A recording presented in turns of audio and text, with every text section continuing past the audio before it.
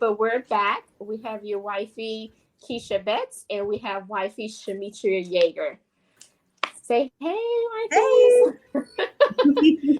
So, we're here today. We want to first start off by reintroducing the Wifey Lounge to everyone because we want to make sure that everyone understand why the Wifey Lounge is here, right? So the Wifey Lounge was created for wives to keep it real, right? For us to keep it real with our faith, with our marriage, our identity, our goals, and our families. Because many times, once we get married, we kind of push our goals, our identity, to the side. So that's how the Wifey Lounge came about. So we just going to keep it real, all aspects, in details to marriage, faith, identity, your goals, and of course your family, because family are involved in your marriage and you do have to know when to draw the line. So we have to keep it real in those areas as well. Okay. So, with that being said, we're going to get into our topic today. And that topic is, did I marry the right person? Shemitria, I'll let you get started.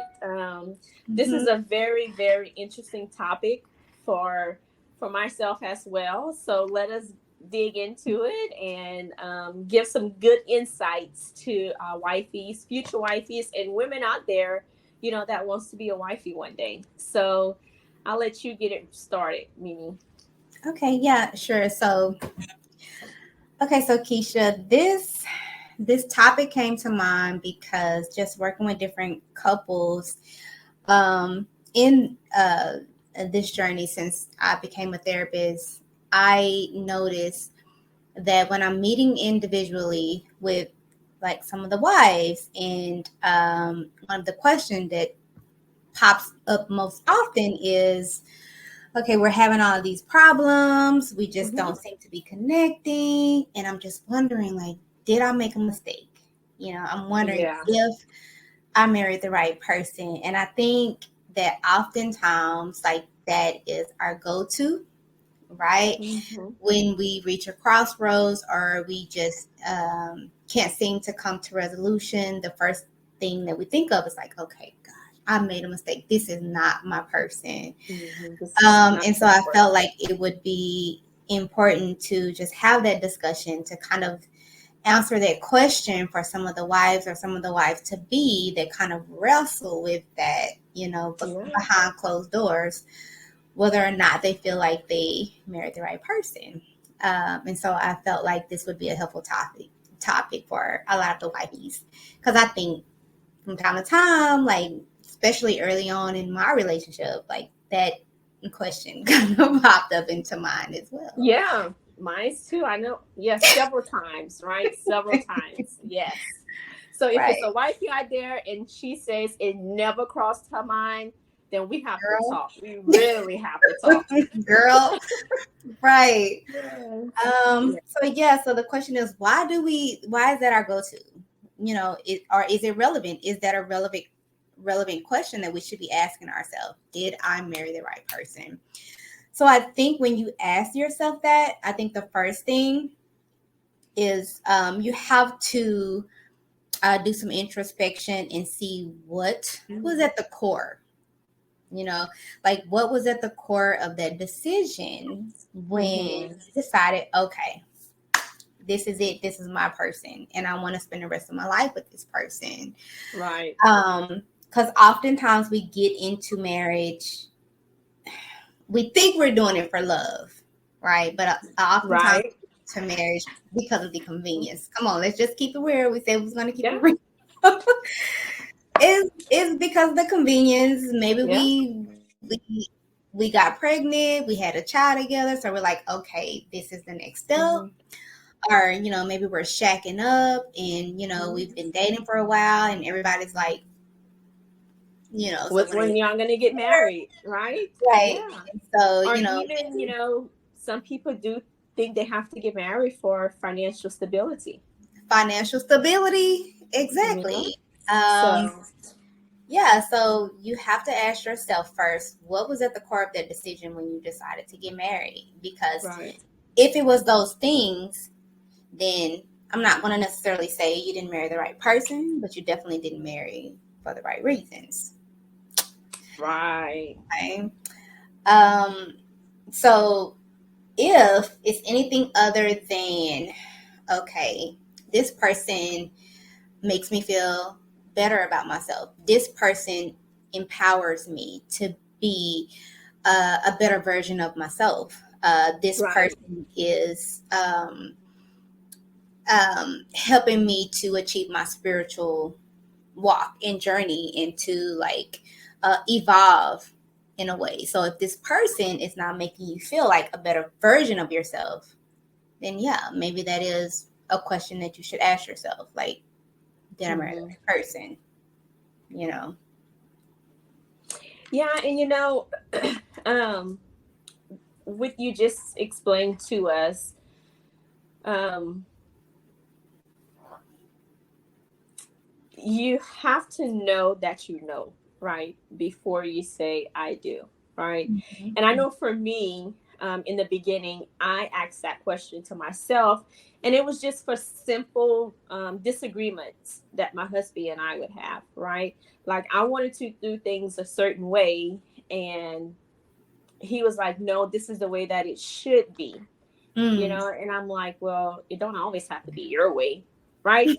And so things like that for me always would Mm. have me like, oh, did I marry the right person? Like, Gotcha. Mm. what's going on? Like, we've been together for so many years, and now that we're married, things are different, So, Mm-hmm. did I really marry the right person? Should have just stayed, how we were, and I wouldn't Right. have to ask myself, did I marry the right person? Right. So sometimes it's the little things that makes you question, did you marry the right person, right? Yeah. Another thing that you said was spiritual, right? Because you have wifey and husband, you may have one that's more spiritual than the other. How do you make that work, right? Yeah. That's a big question that you have to ask yourself when you're not compatible in those areas, and you're like, again, did I marry the right person, right? Well, I thought he was spiritual level, Mm-hmm. well, I thought Okay. she was on Mm-hmm. that spiritual level too, and then once you guys married and then you really get into it, you find out, ugh, I That's it. guess my assumption was not correct, so it's a Yeah. lot that plays a role into it. But I think that was um, one big question for me too, because my husband, he grew up in a church life, as a kid, and for me, I did, but it wasn't as much as my husband did. So, the older he became, I believe, the spiritual side of him start to change a little bit, right? And then Okay. we would have discussions, and I'm like, well, you don't go to church like you used to, and you grew up, in a church home. So why don't, I just started questioning everything. Because once again, you're like, did I marry the right person, Yeah. Um, and I Like would you're talk to not my the person pastor. that I married. Yeah. Yes, and Yeah. then I would talk to my pastor about it. I would talk to one of my good friends about Mhm. it, and they would always tell me, Keisha, you can't force him or push him to be on the same spiritual level that you are. It'll come, and he was like, it takes longer for men to develop that spiritual Yeah. level than it does Mhm. for wives. And I'm like, okay, well, he better get it together quickly, because I don't have time to wait, right? But that Right. was in the Yeah. beginning, and so Mhm. um, for me, that's one thing I question too. Wow, did Yeah. I really marry the right person? Because that spiritual love is not even there, Yeah. But Mhm. um, now we're in a better place, Now we Mhm. have that spiritual relationship, we have that um solid foundation that we built together from those questions, Mhm. always questioning ourselves, did I marry the right person? Yeah. right? So Yeah. that's challenging, I would say, Mhm. in an early marriage, right? It is. It is. And then, I'm not a Bible thumper, so I don't know scripture by heart. I can't recite the Yeah, Bible, but I do know that it's written right. Yeah, that just because your husband um is not on the same spiritual level as you, that does not give grounds to divorce. right, And it does not mean that that person is not, um, meant for you, or that the marriage is going to fail. However, what that does mean is that you have to be an example, you know, mm, um,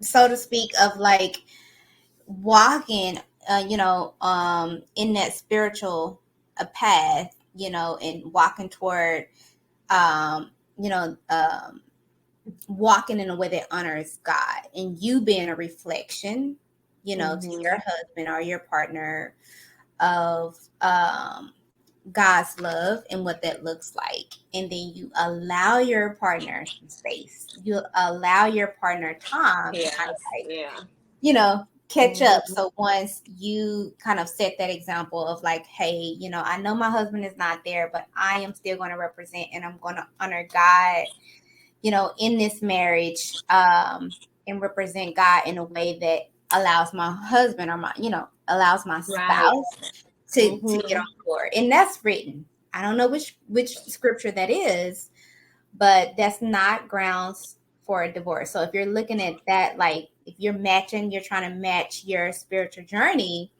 to see whether or not this is the right person, then hey, you knew you guys were not on equal, Right, level ground when you married. And so now you have to put in the work, as a wife and as a couple, to kind of grow together, in that direction spiritually.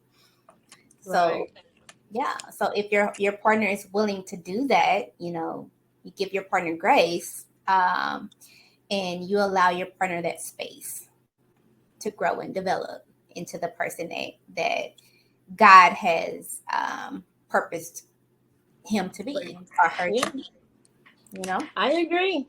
I definitely agree. I would not say anything else. Yes. So I've learned that, and um I had a positive outcome. So yes, I totally Yeah. agree. I do. I do agree with that. Yeah. Um Another thing I thought about, what if you have a what if you're already in your marriage Mm-hmm. and one of wifey decides she doesn't want to have kids anymore, Hmm. right? Okay. And husband want kids, you know?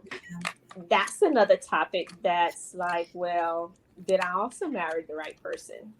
Because Ooh, gosh, you yeah. may be where you guys talked about it as being an engaged couple, what your plans Mhm. was, and now that you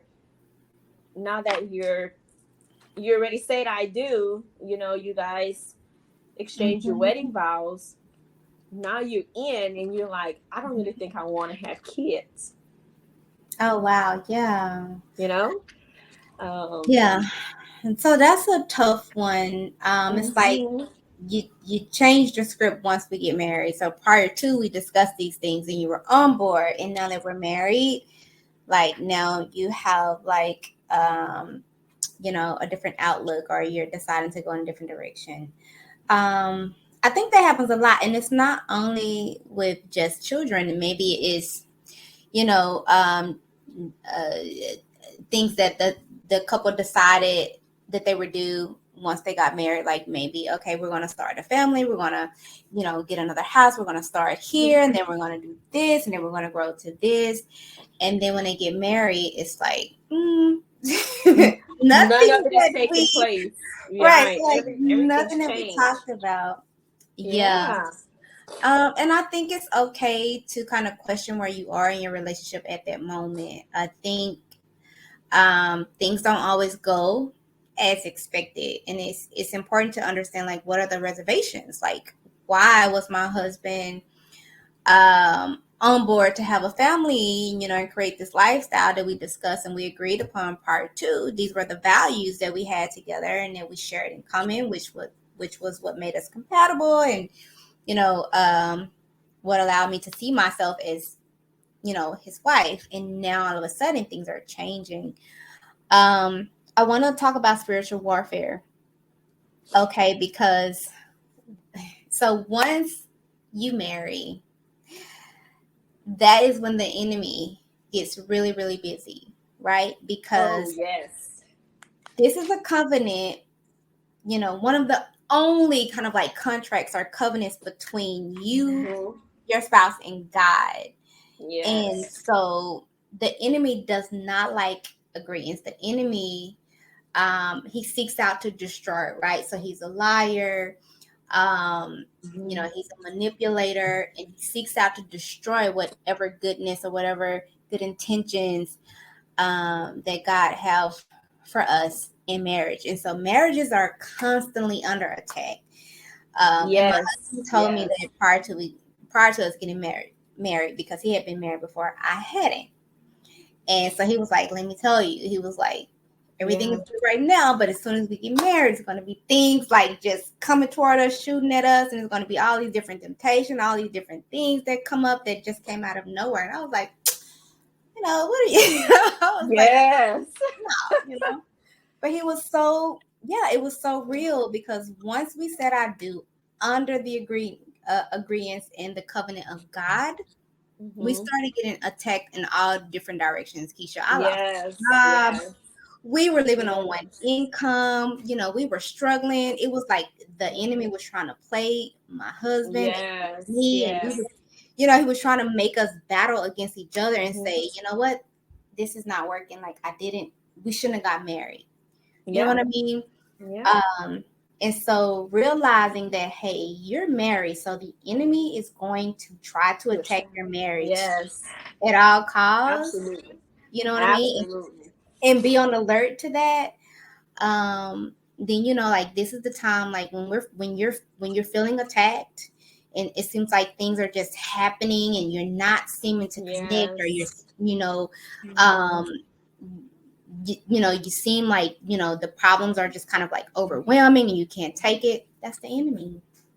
And so that is the time that you really need to come into agreement with your spouse, and say, like, look, like, all these things are happening. We need to take this to God. Like, we need to pray about it. We need to cover our home, cover our family, pray for our finances, and our emotional and mental and spiritual well-being. Because that is the time when the enemy he's at his peak. He's very busy in marriages. You know what? And I'm glad you did say that, because, before my husband rebounds back, to his spiritual side, I still had to maintain that spiritual level for both of us and our marriage, right? And our kids. Because if I allowed myself to decrease the level of spiritual that I had with God, then, like you said, the devil was really, really going to destroy us. Right? So I had to know that I had to keep the faith. I had to pray over myself. I had to pray over my husband. I had to pray over our marriage. I had to pray over me, asking God, I'm not rushing the process, but I'm asking you to help me to bring my husband spiritual level back to where it needs to be. Right? So that is so true. When your husband say that, the devil attacks. Once you marry, you have so many negative, situation that comes about. And sometimes, married couples, they don't know how to deal with that. They don't know how to, I'm going to say it like this. They don't know how to shake the devil off, when it's time to do that. Right. But That's why they say you have to have the three strands, you know, of your Mhm. marriage, which is you, your husband, and